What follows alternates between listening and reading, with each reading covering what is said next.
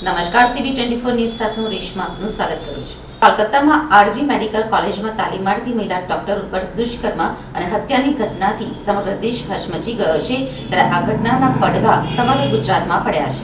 મહિલા ડોક્ટરની ઘાતકી હત્યા બાદ દેશભરના તબીબોએ આજે હડતાલનું એલાન આપ્યું છે। આ મામલે કોલકાતામાં અરાજકતા છે। હોસ્પિટલમાં મહિલા ડોક્ટર સાથે થયેલ રેપ અને હત્યા બાદ લોકોમાં ગુસ્સો છે, ત્યારે આ ઘટનાના પડઘા સમગ્ર ગુજરાતમાં પડ્યા છે। આજે ગુજરાતની સરકારી હોસ્પિટલમાં વિરોધ કરવામાં આવ્યો છે। રાજ્યની વિવિધ સરકારી હોસ્પિટલમાં ડોક્ટરો અને રેસિડેન્ટ ડોક્ટરોએ હડતાલ ઉપર ઉતરતા ઓપીડી તથા વોર્ડ સર્વિસથી દૂર રહેવાનો નિર્ણય લીધો છે। જોકે ઇમરજન્સી સેવા ચાલુ રાખવામાં આવી છે। જોકે ડોક્ટરોની હડતાલના કારણે દર્દીઓને ભારે હાલાકીનો સામનો કરવો પડી રહ્યો છે। ડોક્ટરોએ કડક ન્યાય અને કડક પગલાંની માંગણી કરી છે। જ્યાં સુધી પશ્ચિમ બંગાળ ડોક્ટર્સ એસોસિએશનની તમામ માંગણીઓ જવાબદાર સત્તાવાળાઓ દ્વારા પૂર્ણ કરવામાં ન આવે ત્યાં સુધી ગુજરાતની તમામ સરકારી હોસ્પિટલના ડોક્ટરો સમર્થન આપવાનું જણાવ્યું છે। આજે વડોદરાની સયાજી હોસ્પિટલમાં ફરજ બજાવતા 400 જેટલા તબીબો હડતાલ ઉપર ઉતર્યા છે।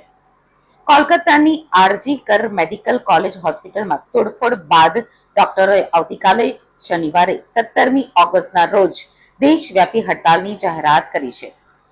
ડોક્ટરોની હડતાલના ભાગરૂપે આવતીકાલે શનિવારે સવારે 6 વાગ્યાથી રવિવારે સવારના 6 વાગ્યા સુધી માત્ર ને માત્ર ઇમરજન્સી સેવાઓ ચાલુ રહેશે। કોલકાતામાં એક તાલીમાર્થી ડોક્ટર સાથે દુષ્કર્મ અને હત્યા બાદ બનેલી ઘટનાથી નારાજ ડોક્ટરોએ દેશના વિવિધ રાજ્યોમાં હડતાલ કરીને પોતાનો રોષ પ્રગટ કર્યો છે। ત્યારે આ મામલે ઇન્ડિયન મેડિકલ એસોસિએશને 17મી ઓગસ્ટે સમગ્ર દેશમાં હડતાલનું એલાન કર્યું છે। IMA દ્વારા જારી કરાયેલા નિવેદન અનુસાર સરકારી અને ખાનગી હોસ્પિટલ્સ આ દેશવ્યાપી હડતાલનો ભાગ હશે અને હડતાલ 17મી ઓગસ્ટના રોજ સવારે 6 વાગ્યાથી 18મી ઓગસ્ટના રોજ સવારે 6 વાગ્યા સુધી ચાલુ। હું ડૉક્ટર પાર્થ પ્રજાપતિ જીસીએસ હોસ્પિટલમાં જનરલ મેડિસિનમાં છું। અમે અત્યારે જે સ્ટ્રાઇક કરી રહ્યા છે, જે ડૉક્ટર 10 વર્ષ પોતે 10થી 15 વર્ષ પોતાની લાઈફના એ આપીને અને આપણે પેશન્ટ માટે જે સેવા કરી રહ્યા છે, અમે જે લોકો એમને જ સેફટી ના મળતી હોય તો અમને કામ કરવાનો મિનિંગ શું? જે છે અત્યારે કોઈ પણ ડૉક્ટર જે છોકરી ડૉક્ટર બનશે ફ્યુચરમાં એ પણ એને પોતાની સેફટી નહીં મળે, એ પણ એના કામ એને વર્ક પ્લેસ પર એને ફિયર આવશે, એક ફિયર હશે કે કામ નહીં કરી શકે, એમ આવું માહોલ સર્જાયો છે અત્યારે। આ ખાલી એક કોલકાતામાં એક જ ઇવેન્ટ થઈ છે જે બહાર આવી છે। અત્યારે ઘણી બધી ઇવેન્ટ છે જે છુપાઈ રહી છે। ગવર્મેન્ટ ખબર નહીં ગવર્મેન્ટ અમુક વસ્તુઓ બહાર નથી આવી રહી એમ।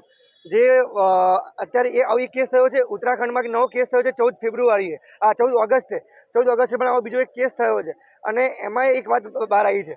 હવે આવી કેટલી વાતો હશે જે વર્ષમાં કેટલા લોકોને આવું થતું હશે એ વાત નથી બહાર આવી રહી। સરકારને એના માટે છે કે એક નવો નિયમ બહાર પાડે, નવો સેફટી નિયમ બહાર પાડે, દરેક હોસ્પિટલમાં સેફટી પ્રોવાઈડ કરે તો અમને કામ કરવામાં સફળતા રહી શકે।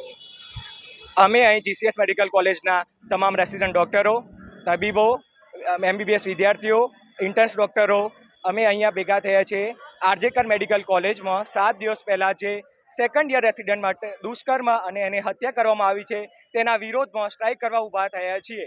જ્યારે રેસિડન્ટ ડૉક્ટરો દર્દીઓની સેવા કરતા હોય, 24 કલાક ઓન ડ્યુટી હોય તો પણ તેમને બેઝિક ફેસિલિટી ઓન ડ્યુટી મળતી નથી અને પાછું તેમને કંઈ પણ તકલીફ પડે તો પણ એમને મારવામાં આવે છે, તેમની આ રીતે બળાત્કાર કરીને હત્યા કરવામાં આવે છે।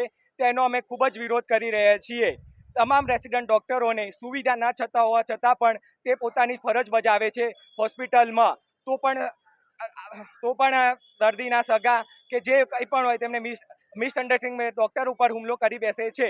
આ તમામ વસ્તુઓ અહીંયા રોકાવી જોઈએ, તેના માટે અમે જસ્ટિસ માગણી કરીએ છીએ। મારું નામ ડૉક્ટર કૃતિ શાહ છે। હું જીસીએસ મેડિકલ કોલેજમાં રેડિયો ડાયગ્નોસિસ વિભાગમાં છું। એક મહિલા તરીકે અને એક ડૉક્ટર તરીકે હું એટલું જ કહીશ કે આ ઘટના પહેલી વખત નથી બની અને જો આના સામે કડક નિયમો નહીં નખાય અને જો ઝડપી આપણે જસ્ટિસ નહીં અપાવીએ, ન્યાય નહીં અપાવીએ તો આ થતું જ રહેશે। મારા જેવી અન્ય કેટલી પણ મહિલાઓ સાથે આવી ઘટનાઓ દરરોજ ઘટી રહી છે અને એના માટે શું થઈ રહ્યું છે? સરકાર શું પગલાં ભરી રહી છે? જો ઝડપી ન્યાય નહીં થાય તો આ વસ્તુનો કોઈ ઉપાય